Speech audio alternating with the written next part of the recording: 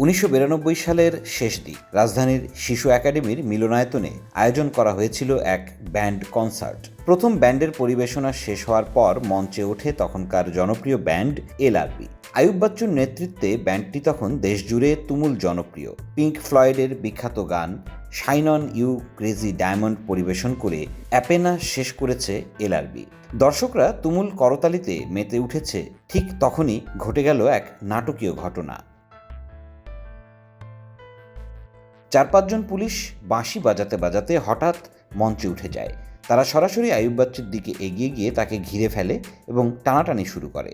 ঘটনাটি এত হঠাৎ ঘটে যে ব্যান্ডের অন্য 3 সদস্য ভয়ে স্তব্ধ হয়ে যান। মুহূর্তের মধ্যে পুরো অডিটোরিয়ামে আতঙ্ক ছড়িয়ে পড়ে।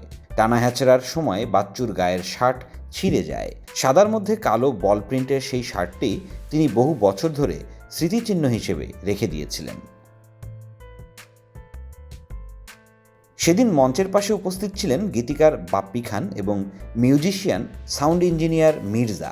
পরিস্থিতি সামাল দিতে তারা দুজন দ্রুত মঞ্চে লাফিয়ে উঠে আইয়ুব বাচ্চুকে আড়াল করেন, কিন্তু ক্ষিপ্ত পুলিশ তাদেরও লাঠি দিয়ে আঘাত করে।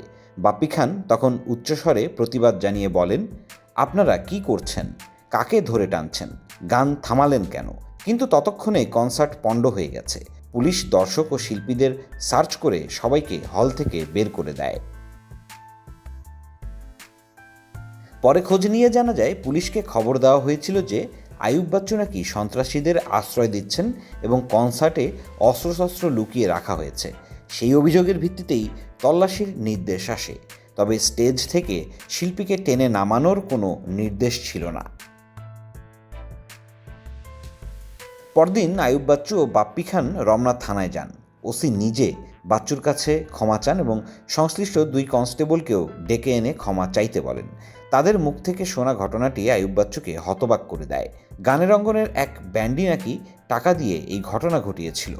সেদিন বাপ্পি খানকে শপথ করান বাচ্চু, সেই ব্যান্ডের নাম তিনি যেন আর কারো কাছে প্রকাশ না করেন। বাপ্পি খানও আজ অবধি সেই প্রতিশ্রুতি রক্ষা করেছেন। এত বছরেও কোথাও এই ঘটনার উল্লেখ করেননি তিনি। অবশেষে দীর্ঘদিন পর এখন অনেক রাত গানের এই গীতিকার সামাজিক যোগাযোগ মাধ্যমে ঘটনার বর্ণনা দেন।